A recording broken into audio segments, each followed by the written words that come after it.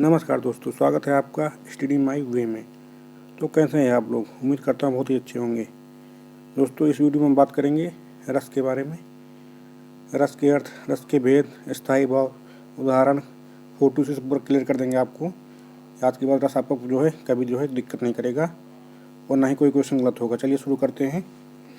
रस का शाब्दिक अर्थ। रस का शाब्दिक अर्थ क्या होता है? आनंद। पहला क्वेश्चन यही बनता है यहाँ से। रस का शाब्दिक अर्थ क्या होता है? क्या होता है? आनंद। फिर काव्य को पढ़ने या सुनने से जिस आनंद की अनुभूति होती है उसे रस कहा जाता है। रस को काव्य की आत्मा या प्राण माना गया है। एक क्वेश्चन यहाँ से बनता है, काव्य की आत्मा या प्राण किसे माना जाता है? तो आंसर होगा आपका रस। काव्य की आत्मा या प्राण किसे माना जाता है? आंसर होगा आपका यस। रस को सबसे पहले परिभाषित किसने किया था? एक क्वेश्चन यहाँ से बनता है। तो रस को सबसे पहले परिभाषित किया था भरत मुनि ने।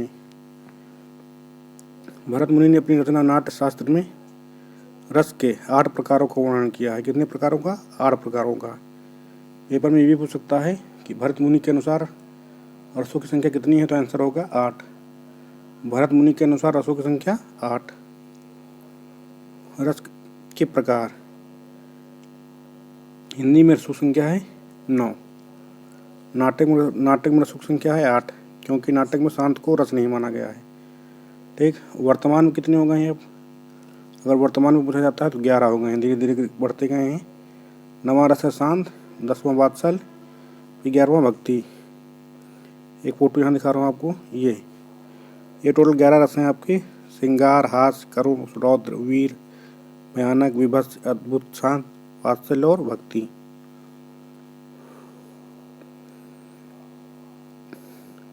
अब देख लीजिए रस के अंग। रस के अंग टोटल होते हैं 4।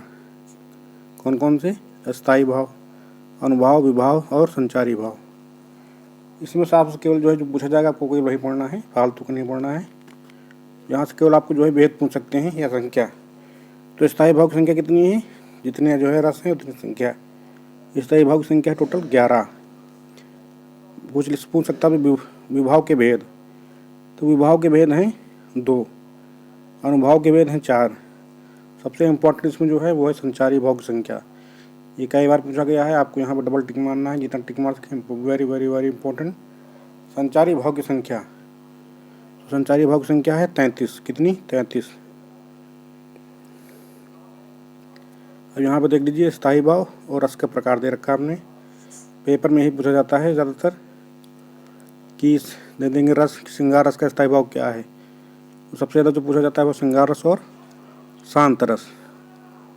देख लीजिए बाकी सब मैच खा रहे हैं इसमें। श्रृंगार रस का स्थायी भाव रति, हास्य रस का स्थायी भाव हास, करुण रस का स्थायी भाव शोक, रौद्र रस का स्थायी भाव क्रोध, वीर का उत्साह, भयानक का भय, विभत्स का घृणा या जुगुप्सा, अद्भुत का आश्चर्य, शांत का निर्वेद, वात्सल का वात्सल्य, भक्ति का भक्ति।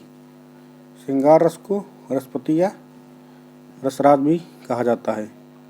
एक क्वेश्चन यहाँ से भी बनता है, किस रस को रसराज या रसपति कहा जाता है, या फिर किस रस को श्रेष्ठ माना गया है? तो आंसर होगा श्रृंगार रस। श्रृंगार रस को ही श्रेष्ठ माना गया है और इसी को ही रसराज या रसपति कहा जाता है। आगे आते हैं। देखिए श्रृंगार भाव। श्रृंगार रस। श्रृंगार रस का स्थायी भाव क्या है? रति। स्थायी भाव एकदम दिमाग पर रखिएगा आप लोग, यही पूछा जाएगा पेपर में, स्थायी भाव क्या है। जहाँ नायक और नायिका के प्रेम प्रसंग का वर्णन होता है वहाँ श्रृंगार रस होता है।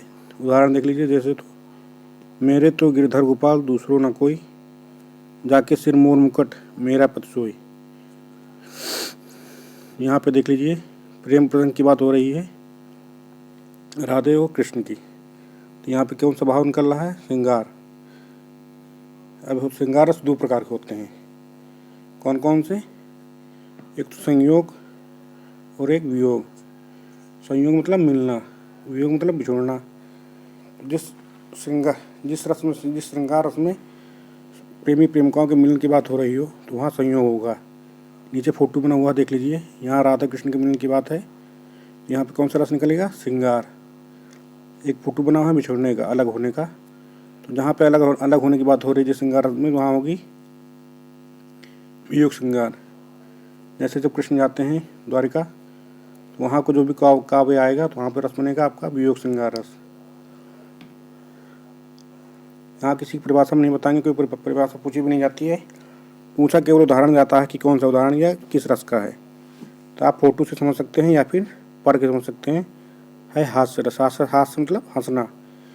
जिस भी मतलब दोहे कविता में पंक्ति में हंसने की भाव, मतलब हास्य का भाव प्रकट हो, वहाँ पे क्या होगा? हास्य रस।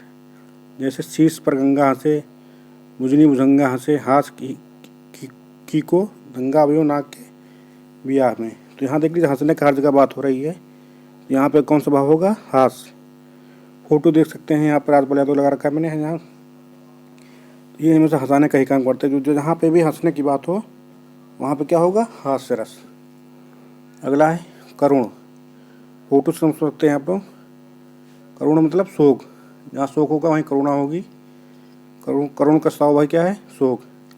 उदाहरण देख लीजिए, जैसे ए मेरे वतन के लोगों, जरा आँख में भर लो पानी, जो शहीद हुए हैं उनकी जरा याद करो कुर्बानी। तो जहाँ भी करुणा भाव उत्पन्न हो, मन दुखी हो, तो वहाँ जो है क्या होगा? करुण रस। फोटो से समझ सकते हैं आप पूरा करुणामय फोटो है एकदम। अगला है वीर रस। वीर मतलब क्या होता है? वीर मतलब आप तो जानते हैं, जिसके अंदर उत्साह भरा हो, एकदम लड़ाई झगड़े एकदम तावला हो एकदम, वही जो है वहाँ जो है वीर रस भाव होगा। जैसे इसका फोटो देखते महाराणा प्रताप की फोटो है, एक है लक्ष्मीबाई की, ये दोनों ही वीर थे एकदम। तो जहाँ पे वीरता की बात हो वहाँ पे क्या होगा? वीर रस। एक उदाहरण देख लीजिए आप लोग। यमराज से भी युद्ध में प्रस्तुत सदा मानो मुझे, मामा तथा निजतात से भी युद्ध में डरता नहीं। जहाँ लड़ाई झगड़े की वीरता की बात हो परमानेंट, समझ लीजिए वहाँ पे कौन सा रस होगा? वीर रस। फोटो समझ सकते हैं आप लोग। रौद्र। रौद्र मतलब गुस्सा। जिस वाक्य में गुस्से वाली बात हो रही हो, जिसको सुनकर आप गुस्सा आ जाए, तो वहाँ पे क्या होगा?